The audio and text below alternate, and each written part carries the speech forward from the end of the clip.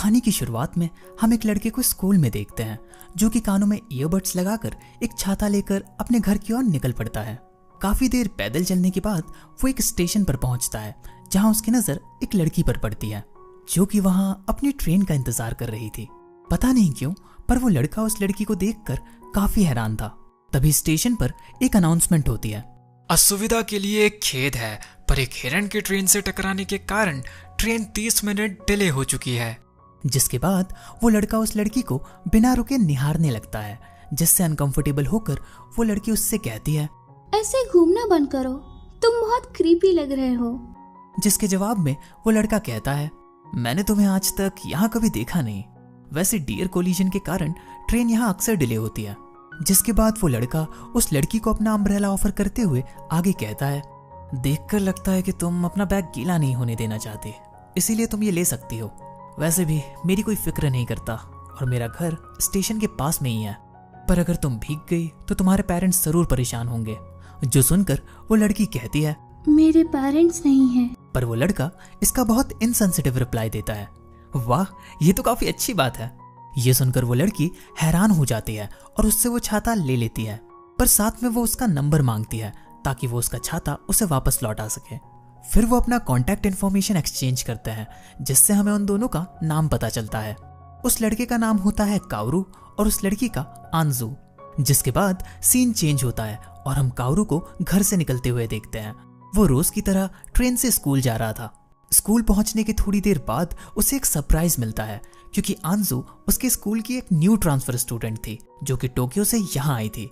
पर जब टीचर उसे अपना इंट्रोडक्शन देने को बोलती है तो वो साफ इनकार कर देती है और सिर्फ काउरू से बात करके अपनी सीट पर जाके बैठ जाती है।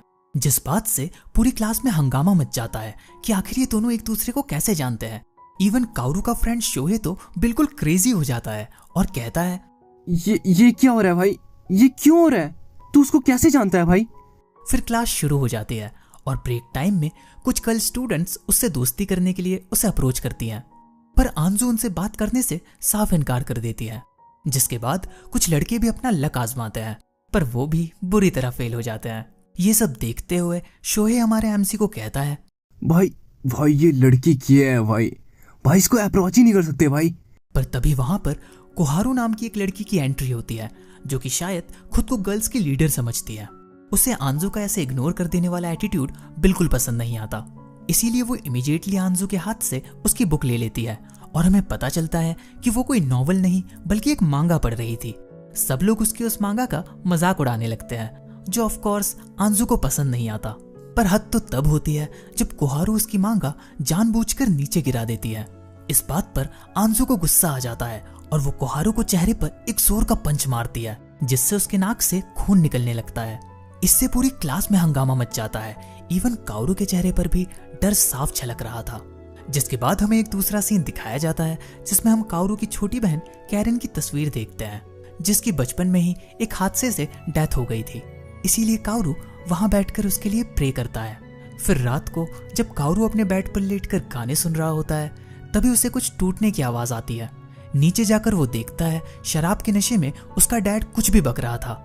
काउरू को नोटिस करने के बाद उसका बाप उसे उसके बालों से पकड़कर दीवार पे दे मारता है। अबे सब तेरी गलती है, तेरी वजह से कैरन मरी। जब देखो कान में ईयरबड्स डाल के म्यूजिक सुनता रहता है। तुम मर भी जाए तो मुझे कोई फर्क नहीं पड़ता, पर कैसे भी मुझे मेरी कैरन वापस कर। ये सब सुनकर काउरू वहां से भागने लगता है। वो भागता ही रहता है, रुकने का नाम ही नहीं लेता और फाइनली वो एक रेलवे ट्रैक के पास आकर रुकता है। वहां से न जाने क्यों पर वो एक ट्रेन टनल की ओर जाने लगता है, पर तभी अचानक से उसके पीछे से ट्रेन आ जाती है और जल्दबाजी में बचने के लिए वो वहां से नीचे कूद जाता है। जिसके बाद वो वहीं आगे बढ़ने लगता है और उसके पैर एक और मिस्टीरियस टनल के पास आकर रुकते हैं। क्यूरियोसिटी में जब वो इस टनल के अंदर जाता है तो वहां का खूबसूरत नजारा देखकर उसके मुंह से सिर्फ उस जगह के लिए कॉम्प्लीमेंट्स निकल रहे थे। वो धीरे धीरे आगे की ओर बढ़ने लगता है। तभी अचानक उसे ठंड लगने लगती है और उसकी नजर किसी चीज पर पड़ती है। वहां पहुंचकर उसकी आंखें फटी की फटी रह जाती है, क्योंकि वो सामने जो जूता देखता है वो किसी और का नहीं बल्कि कैरन का था। कंफ्यूज होकर वो खुद से यही सवाल करने लगता है कि आखिर ये यहाँ क्या कर रहा है। अपने सवालों का जवाब ढूंढने के लिए वो कैरन का नाम लेते हुए आगे दौड़ने लगता है। जहां उसकी मुलाकात एक पैरट से होती है। वो फिर से हैरान हो जाता है क्योंकि उस तोते की भी डेथ हो चुकी थी। डर के मारे वो उस टनल की एंट्रेंस की ओर भागने लगता है और बाहर आकर अपने हाथों को देखकर खुद से कहता है, तो ये सब कोई इल्यूजन नहीं है, ये रियलिटी है। घर आकर वो उस तोते को एक पिंजरे में डाल देता है। तभी वो गलती से कुछ आवाज कर देता है, जिसके कारण उसके डैड को पता चल जाता है कि वो घर आ चुका है। कारू का बाप उसके रूम में आकर सीधा उसे अपने गले लगा लेता है। मुझे माफ कर दो कारू, मैं उस रात नशे में था। पता नहीं मैं क्या करता अगर मैं तुम्हें भी खो देता। प्लीज आगे से ऐसा मत करना। वैसे तुम किसके घर पर थे? ये मत बोलना कि तुम सड़कों पे सो रहे थे। तो कारू रिप्लाई देता है, नहीं, मैं बस बाहर थोड़ा टहलने गया था। ये सुनकर उसका डैड नाराज हो जाता है। कोई बात नहीं अगर तुम मुझे नहीं बताना चाहते, पर अगर आगे से तुम इस तरह एक हफ्ते के लिए गायब हो गए तो मैं तुम्हें माफ नहीं करूंगा। कारू ये सुनकर हैरान हो जाता है और डेट चेक करने के लिए अपना फोन यूज करता है, पर अनफॉर्चुनेटली उसकी बैटरी डिस्चार्ज होती है। चार्ज पे लगाने के बाद वो देखता है कि एक हफ्ता बीत चुका है। उसको बहुत से मैसेज आ रखे थे शोहे और आंजू की तरफ से। अगले दिन स्कूल पहुंचते ही शोहे कारू से कहता है, भाई तुझे क्या हो गया था भाई? भाई तू मर तो नहीं गया था ना भाई? तभी आंजू भी वहां आ जाती है। ओ तुम जिंदा हो? ठीक है, फिर मैं तुम्हारा अम्ब्रेला लेकर आ जाऊंगी। जिसके बाद सीन चेंज होता है और हम कारू को फिर से उस मिस्टीरियस टनल के पास जाते देखते हैं। बेशक उसके चेहरे पर डर साफ झलक रहा था, पर वो हिम्मत करके उसके अंदर जाने लगता है और एक जगह रुककर कहता है, ये कोई सपना नहीं है, ये तो सच में उराशिमा टनल है। इसका मतलब मैं कैरन को वापस ला सकता हूँ। पर तभी आंजू वहां आ जाती है और कारू से उस जगह के बारे में पूछती है। घबराते हुए कारू आंजू का हाथ पकड़कर उसे उस टनल से बाहर ले आता है। बाहर कुछ सेकंड्स में ही दोपहर से आधी रात हो चुकी थी, जिसके बाद वो आंजू को सारी बात बताता है कि ये उराशिमा टनल है। इसका टाइम बाहर की दुनिया से अलग चलता है और अगर कोई उस टनल के एंड तक पहुंच गया तो वो अपनी कोई भी विश पूरी कर सकता है। हालांकि इसके बदले उसे अपने हंड्रेड्स ऑफ ईयर्स का सैक्रिफाइस करना होगा। ये सुनकर आंजू उससे पूछती है, क्या तुम्हें वो मिला जो तुम्हें चाहिए था? अभी तक तो नहीं, पर मैं यकीन से कह सकता हूँ कि मुझे मिल जाएगा। जो सुनकर आंजू खुश हो जाती है और उससे डील करती है। क्या तुम मेरे साथ काम करोगे? जिस बात से कारू हैरान हो जाता है। कुछ ऐसा है जो तुम्हें भी चाहिए और कुछ ऐसा है जो मुझे भी चाहिए। जब हम दोनों का मकसद एक ही है तो क्यों ना साथ मिलकर इस टनल में चले। फाइनली कारू भी उसकी बात मान लेता है। फिर सीन चेंज होता है और अगले दिन वो साथ में दोबारा मिलते हैं। आंजू कहती है, आज से हमारा जॉइंट ऑपरेशन शुरू होगा। स्कूल के बाद हम सीधा रेल रोड क्रॉसिंग पर मिलेंगे और याद रहे हम दोनों इस टनल के बारे में किसी को नहीं बताएंगे। ये सीक्रेट बस हम दोनों के बीच में रहेगा। तभी कारू पूछता है, तो प्लान क्या है? जिस पर आंजू रिप्लाई करती है, चलो सबसे पहले टनल के अंदर और बाहर के टाइम डिफरेंस का पता लगाते हैं। जिसके बाद वो दोनों एक दूसरे से कॉल पर बात करने लगते हैं। आंजू प्लान बताती है, तुम्हें टनल में चलते हुए मुझसे कुछ भी कन्वर्सेशन करती रहनी है। अगर कोई डिले आया या कॉल कट हो गया तो इसका मतलब कि तुम उस जगह पर पहुंच चुके हो जहां पर वक्त अलग गुजरता है। इसी मौके का फायदा उठाते हुए कारू आंजू से ये पूछता है कि क्या उसने अपने पिछले स्कूल में किसी को मारा था। पर आंजू जवाब में कहती है कि कोहारू पहली इंसान है जिस पर उसने हाथ उठाया है। और कारू के पूछने पर कि फिर तुमने उससे माफी क्यों नहीं मांगी, आंजू बोलती है कि लड़ाई कोहारू ने शुरू की थी तो माफी भी पहले उसे ही मांगनी चाहिए। तभी इस कॉन्वर्सेशन के बीच कॉल कट हो जाता है। कारू इमीडिएटली पीछे मुड़कर एंट्रेंस की ओर भागता है और उसके बाहर आते ही आंजू उसे बताती है कि 65 मिनट्स बीत चुके हैं। कॉल डिस्कनेक्ट हो गया था जैसे ही मैंने लाल मैपल ट्रीज को क्रॉस किया। ठीक जैसा मैंने सोचा था। चलो ऐसे ही इन्वेस्टिगेशन जारी रखते हैं। फिर सीन चेंज होता है और स्कूल के बाद वो फिर से एक दूसरे से रेल रोड क्रॉसिंग पर मिलते हैं और आज वो टनल में पता लगाते हैं कि 3 सेकंड में बाहर की दुनिया में बीत जाते हैं पूरे 2 घंटे, यानी 30 सेकंड में 20 घंटे, 1 घंटे में 100 दिन और 1 दिन में 6.5 साल।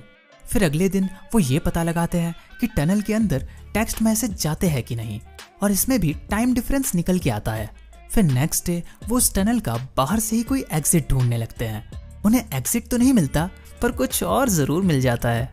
एनीवेज, एक सीन में शोहे कारू से कहता है, भाई ये क्या हो रहा है भाई? तुम दोनों आजकल इतना मिल क्यों रहे हो भाई? कहीं तुम दोनों डेट तो नहीं कर रहे हो ना भाई?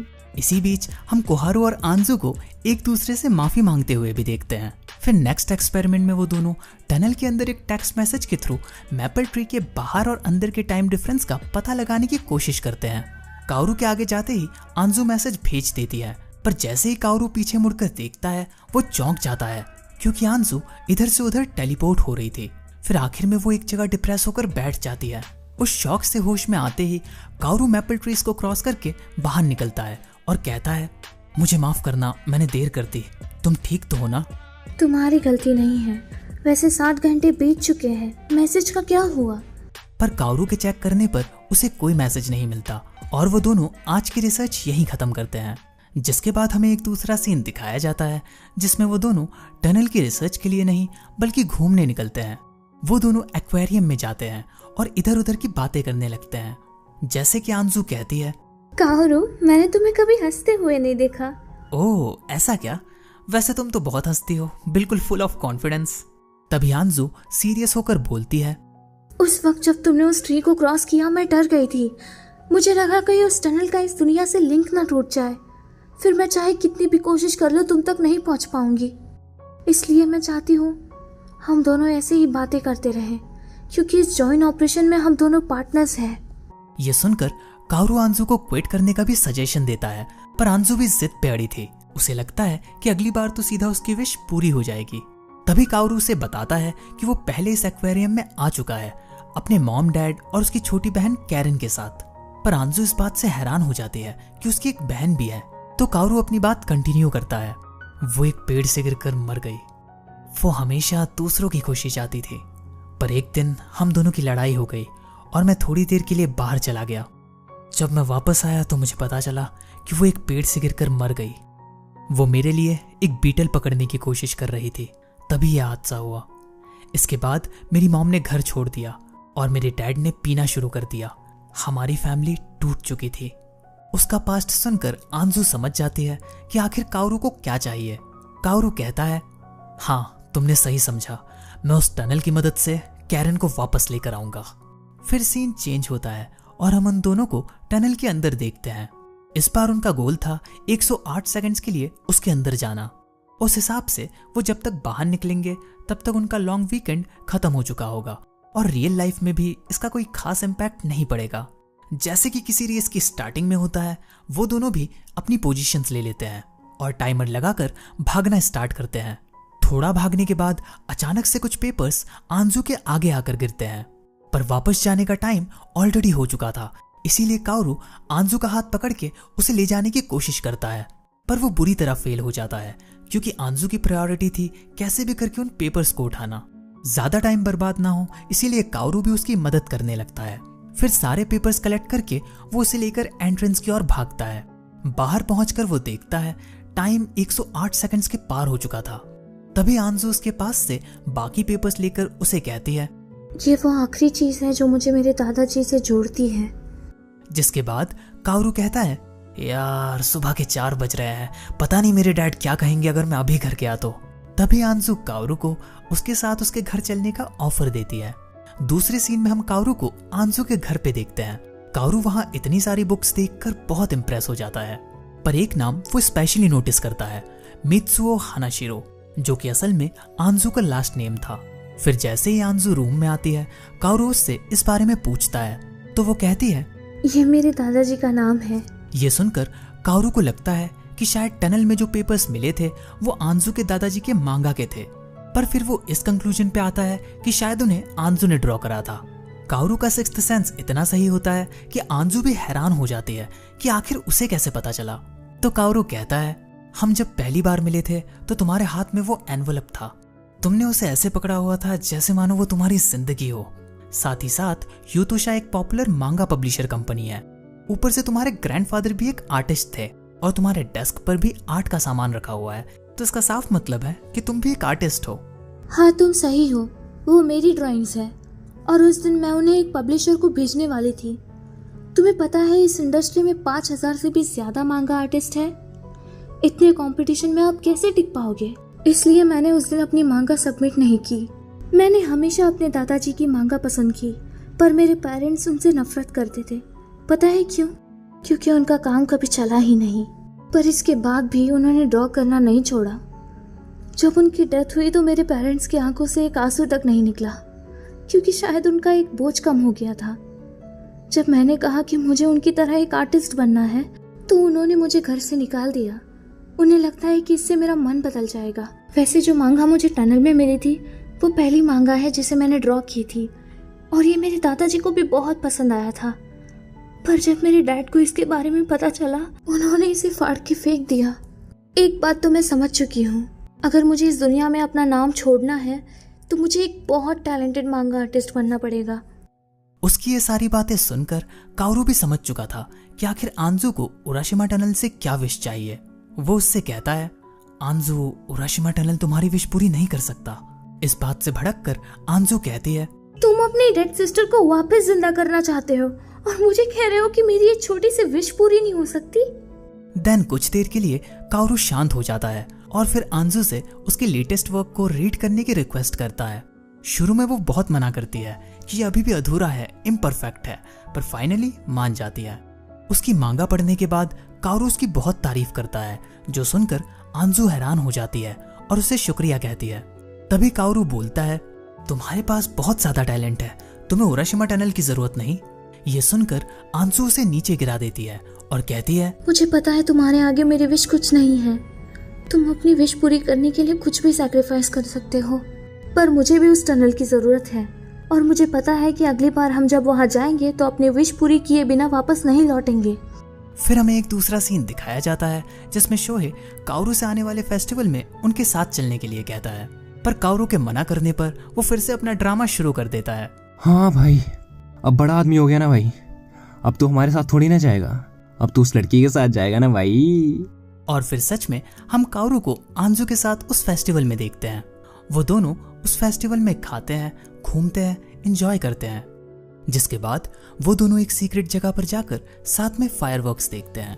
वो ये बात कर रहे होते हैं कि शायद वो जब उस टनल से बाहर आएंगे तब तक कितने 100 साल बीत चुके होंगे। तभी आंजू काओरू से टनल के अंदर जाने के डेट के बारे में पूछती है, तो काओरू जवाब देता है, हम 2 अगस्त को चलेंगे, क्योंकि उस दिन कैरन की डेथ एनिवर्सरी है। ये सुनकर आंजू उसका हाथ पकड़ के उसे कंसोल करने लगती है। फिर सीन चेंज होता है जिसमें हम काओरू को ट्रेन से घर जाते हुए देखते हैं। तभी उसे आंजू का मैसेज आता है, आज के लिए शुक्रिया, बहुत मजा आया। पर जैसे ही काओरू घर पहुंचता है उसे किसी तीसरे इंसान की आवाज आती है। वो जब दरवाजे के गैप से झांक कर देखता है तो उसे एक लेडी दिखाई देती है, जिसे देखकर वो हैरान हो जाता है। फिर उसका बाप दरवाजा खोलकर उसे अंदर लेकर आता है और उसे बताता है, कारू, तुम बिल्कुल सही वक्त पर आए हो। ये औरत तुम्हारी नई मॉम बनने वाली है। मुझे माफ करना, मैंने तुम्हें पहले नहीं बताया, पर क्या करें, हम दोनों की टाइमिंग्स अक्सर मैच नहीं करती। लेकिन ये सब सुनकर तो मानो काओरू को सदमा ही लग जाता है। वो वहां अंदर रखे अपनी बहन की तस्वीर की ओर देखता है, जिसके बाद वो बहुत गहरी सांसें लेता है और अचानक उसकी तबीयत खराब होने के कारण वो उल्टी करने लगता है। पर इस बात से तंग आकर उसका डैड उसे कमरे से बाहर फेंक देता है। फिर जैसे तैसे खुद को संभाल कर काओरू अपने कमरे में आता है और रोने लगता है, जिसके बाद हमें अगले दिन सुबह का सीन दिखाया जाता है। आंजू के बुलाने पर काओरू उससे कैफे में मिलने जाता है। वहां आंजू उससे कहती है, तुम्हें याद है मेरी जो मांगा तुमने पढ़ी थी? मैंने उसके बाद उसे एक पब्लिशर के पास भेजा था। वैसे मुझे कुछ खास उम्मीद तो नहीं थी, पर आज सुबह ही मुझे एडिटर का कॉल आया था। उन्होंने कहा कि उन्हें मेरा काम पसंद आया। जो सुनकर काओरू कहता है, मुझे मांगा इंडस्ट्री के बारे में ज्यादा तो नहीं पता, पर इसका मतलब तो यही है ना कि तुम एक ऑफिशियल मांगा आर्टिस्ट बनने वाली हो? कुछ ठीक से कंफर्म नहीं है, क्या पता बाद में वो मना कर दे। पर ये सब सुनने के बाद काओरू आंजू को मोटिवेट करने लगता है और उसे बताता है कि उसके अंदर टैलेंट है। लेकिन तभी वेट्रेस उनके लिए खाना लेकर आती है, जिस वजह से काओरू की बात अधूरी रह जाती है। फिर आंजू कहती है, खैर छोड़ो, जो भी हो, कल हम दोनों टनल में घुस रहे हैं और ये डिसीजन फाइनल है। लेकिन हमारे एमसी का कुछ और ही प्लान था और वो उसे कल के प्लान को पोस्टपोन करने को कहता है, क्योंकि उसके अकॉर्डिंग आंजू अभी भी रेडी नहीं थी। फिर सीन चेंज होता है जिसमें हम उन्हें उसे स्टेशन पर देखते हैं जहां वो दोनों पहली बार मिले थे, और इस बार भी वहां अनाउंसमेंट होती है, डियर कोलिजन की वजह से ट्रेन 30 मिनट डिले होगी। तभी काओरू वहां से एक सनफ्लावर तोड़ कर लाता है और सेम उस दिन के सीन को रिपीट करता है। बस फर्क इतना था कि इस बार उसके हाथ में अम्ब्रेला नहीं बल्कि एक सनफ्लावर होता है। उसके इस एक्ट से आंजू पहले थोड़ी कंफ्यूज हो जाती है, पर फिर आखिर में क्या हो रहा है समझकर उसका साथ देने लगती है और उस एक्ट को रिपीट करने के बाद वो दोनों जोर जोर से हंसने लगते हैं। तुम मुस्कुराते हुए बहुत अच्छे लगते हो, इसलिए मुस्कुराते रहा करो। साथ ही साथ वो ये भी कहती है कि मैंने अब तक तुम्हारा अम्ब्रेला वापस नहीं किया। तो कावरू जवाब देता है कि इसकी जरूरत नहीं, वो वैसे भी सस्ता सा चाहता है। इसके बाद हमें एक दूसरा सीन दिखाया जाता है जिसमें कावरू अपने फोन से सारे मैसेजेस डिलीट कर देता है और हम उसे एक बैकपैक के साथ देखते हैं। अगले दिन सुबह बहुत देर तक कावरू की तरफ से कोई रिप्लाई ना आने पर आंजू उसके घर चली जाती है, जहां कावरू के डैड से उसे पता चलता है कि वो कल रात को बाहर चला गया था और अब तक वापस नहीं आया। ये सुनकर आंजू हैरान हो जाती है और वहां से दौड़ते हुए जाने लगती है, क्योंकि वो गैस कर सकती थी कि कावरू कहाँ गया होगा। भागते हुए वो उसके साथ बिताए सारी मेमोरीज को याद करने लगती है और एक पत्थर से टकरा के उराशिमा टनल के सामने जा गिरती है। तभी उसे कावरू की तरफ से कुछ मैसेजेस आते हैं। जब तक तुम्हें यह मैसेज मिलेगा मैं उराशिमा टनल के अंदर जा चुका हूँगा। हाँ, शायद तुम मुझसे गुस्सा हो या शायद निराश या फिर दोनों, पर तुम्हारे पास टनल के अंदर जाने की कोई वजह नहीं है। हम देखते हैं कावरू सारे मैसेज भेज के अपना फोन वही टनल में फेंक देता है। उसका मैसेज कंटिन्यू होता है, तुम्हारे अंदर टैलेंट है और ये मैं उस दिन तुम्हारी मांगा पढ़ के ही समझ गया था। ऊपर से तुम्हें एक एडिटर ने कांटेक्ट किया था, इससे बड़ी बात और क्या हो सकती है। अब मैं तुम्हें उराशिमा टनल की सच्चाई बताता हूँ। ये जो अफवाहें हैं कि इस टनल से तुम्हारी कोई भी विश पूरी हो सकती है, ये असल में झूठ है। उराशिमा टनल एक जगह है जहां से तुम अपनी खोई चीजें वापस पा सकते हो। इसीलिए अगर तुम मेरे साथ अंदर भी चलती तो तुम्हें कुछ नहीं मिलता। मैं माफी चाहता हूँ कि मुझे इस तरह से जाना पड़ रहा है, पर मैं चाहता हूँ हजारों सालों बाद जब मैं बाहर आऊं मुझे तुम्हारी मांगा पढ़ने को मिले। इन कुछ दिनों में मैंने हम दोनों के इस अलायंस को बहुत एंजॉय किया, इसीलिए मैं कहना चाहता हूँ अलविदा। ये मैसेजेस पढ़कर आंजू रोने लगती है। सिर्फ आंजू ही नहीं बल्कि आसमान भी रोने लगता है। बारिश होने लगती है।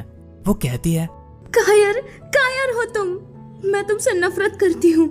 तुम सिर्फ खुद के बारे में सोच रहे हो, ऐसे बिना बताए जाकर बस कूल बनने की कोशिश कर रहे हो। तुम्हें पता भी है मैं क्या महसूस कर रही हूँ। सच तो ये है कि मैं बस तुम्हारे साथ रहना चाहती हूँ। उसके लिए मैं पूरी दुनिया छोड़ने को तैयार थी। दूसरी ओर हम देखते हैं कावरू के लिए टनल में 14.5 घंटे बीत जाते हैं, यानी कि बाहर की दुनिया में पूरे 4 साल। साफ नजर आ रहा था कि इतना चलते हुए वो पूरी तरह से थक चुका है और आखिर में वो कैरन का नाम लेते हुए नीचे गिर जाता है। तभी उसे आगे एक रोशनी चमकती हुई दिखती है, जिसके बाद वो उसकी ओर बढ़ने लगता है। वहां पहुंचकर पता चलता है कि वो एक स्लाइडिंग डोर है। उसे खोलते ही हर तरफ अंधेरा छा जाता है और जब कावरू अपनी आंखें खोलता है वो खुद को एक रूम में पाता है। तभी उस रूम का दरवाजा खोलकर कैरन आती है और उससे कहती है कि कमाल की बात है तुम इतनी जल्दी उठ गए। देन हम देखते हैं कि कावरू भी एज में छोटा हो चुका होता है, जैसे कि मानो ये सब रियल नहीं बल्कि उसकी मेमोरीज हो। हालांकि उसे कुछ भी याद नहीं रहता। उसकी बहन उसके लिए बनाना जूस लाती है और कहती है कि आज डिनर वो बनाएगी। मगर कावरू के पूछने पर कि आखिर डिनर में क्या बनेगा, कैरन बताती है इंस्टेंट नूडल्स और माइक्रोवेव वाले राइस बॉल्स, जो सुनकर कावरू हंसने लगता है क्योंकि टेक्निकली इसे खाना बनाना थोड़ी कहते हैं। लेकिन तभी उसकी नजर मिरर पर पड़ती है और वो उसमें उसके प्रेजेंट सेल्फ को देखता है, जिससे मानो उसकी याददाश्त वापस आ जाती है और वो फिर से बड़ा हो जाता है। अगर इतना काफी नहीं था तो एक और ट्विस्ट आता है। जो फोन कावरू ने टनल में फेंक दिया था वो अब उसके ठीक सामने होता है और उसमें काफी सारे मैसेज आ रहे होते हैं।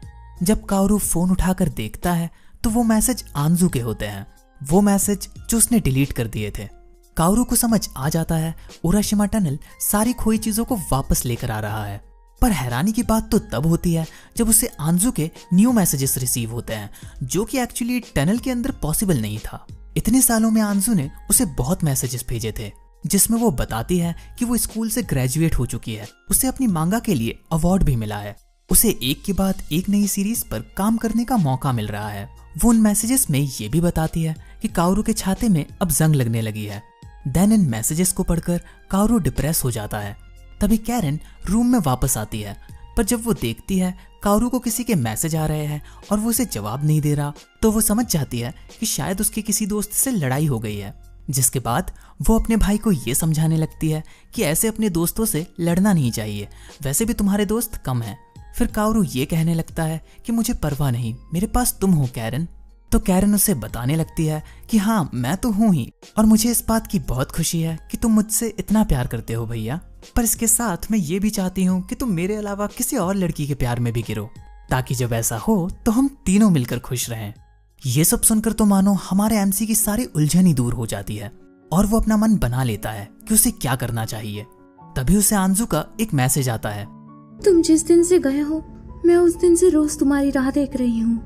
जिसके बाद काओरू कैरन से कहता है, मैं तुम्हारे साथ यहाँ रहना चाहता हूँ कैरन, पर फिलहाल एक लड़की है जिससे मुझे मिलना है। फिर तो कैरन भी उसे एनकरेज करने लगती है और काओरू दरवाजा खोलकर वहां से चला जाता है। देन सीन चेंज होता है। हम आंजू को देखते हैं जो कि अब बड़ी हो चुकी थी। वो अपने फोन में काओरू के लास्ट मैसेज को देखते हुए कहती है, क्या तुम फिर वापस कभी नहीं आओगे? दूसरी ओर हम देखते हैं काओरू टनल में भाग रहा होता है। वो बार बार आंजू का नाम रिपीट करते हुए उसके साथ बिताए हुए सभी लम्हों को याद करने लगता है, जैसे कि आंजू ने किया था। टनल के बाहर वक्त तेजी से बीत रहा होता है, जिसके बाद काओरू अपने फोन में कुछ टाइप करने लगता है और अचानक से नीचे गिरकर बेहोश हो जाता है। फिर सीन चेंज होता है जिसमें आंजू को किसी का मैसेज आता है, जिसके बाद हम उसे एक कैफे में देखते हैं। उसका कलीग उसे कहता है, यार तुम्हें अब ब्रेक ले लेना चाहिए। तुम जब से इस मांगा इंडस्ट्री में आई हो तब से लगातार काम ही किए जा रही हो। वैसे तुम हमेशा इस छाते को अपने साथ क्यों लेकर चलती हो? क्या ये किसी तरह का लकी चार्म है? पर आंजू उसकी बात का कोई जवाब नहीं देती।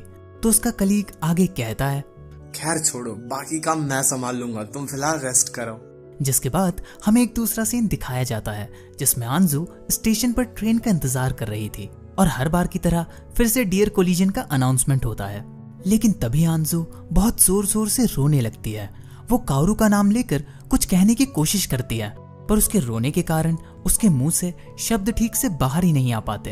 देन उसे किसी का मैसेज आता है। चेक करने पर पता चलता है कि वो मैसेज और किसी का नहीं बल्कि काओरू का होता है और उस मैसेज में लिखा था, आई लव यू। जिसके बाद वो वहां से भागकर जाने लगती है, रेलवे ट्रैक से होते हुए जंगलों के पार, और फाइनली वो अपनी मंजिल तक पहुंच जाती है, उराशिमा टनल पर। फिर सीन चेंज होता है। काओरू अपनी आंखें खोलता है और वो सामने आंजू को पाता है। आंजू बताती है कि पूरे 8 साल बीत चुके हैं। ये सुनकर काओरू कहता है, तुम यहाँ क्या कर रही हो? तुम बहुत देर लगा रहे थे इसलिए मैं ही तुम्हें लेने आ गई। जिसके बाद वो दोनों किस करने लगते हैं। वो किस पूरे 10 सेकंड तक चली, यानी कि 6.5 घंटे। जिसके बाद वो दोनों साथ में टनल से बाहर निकलते हैं। तब तक तो बाहरी दुनिया में 5 साल और बीत चुके होते हैं। काओरू के लिए पूरे 13 साल और आंजू के लिए 5 साल। आखिर में इतना वक्त इसलिए लग गया क्योंकि आंजू को काओरू को टनल के काफी गहराई में जाकर ढूंढना पड़ा, जिसमें घंटों लग गए। तभी काओरू कहता है, काफी कुछ बदल गया होगा।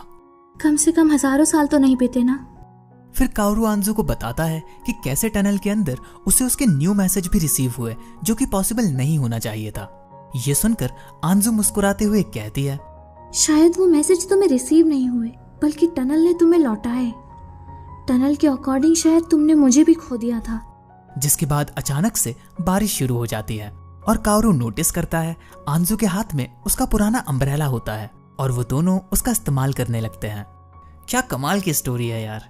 एक अम्ब्रेला को लौटाने में पूरे 13 साल लग गए। इसी के साथ ये मूवी एंड होती है।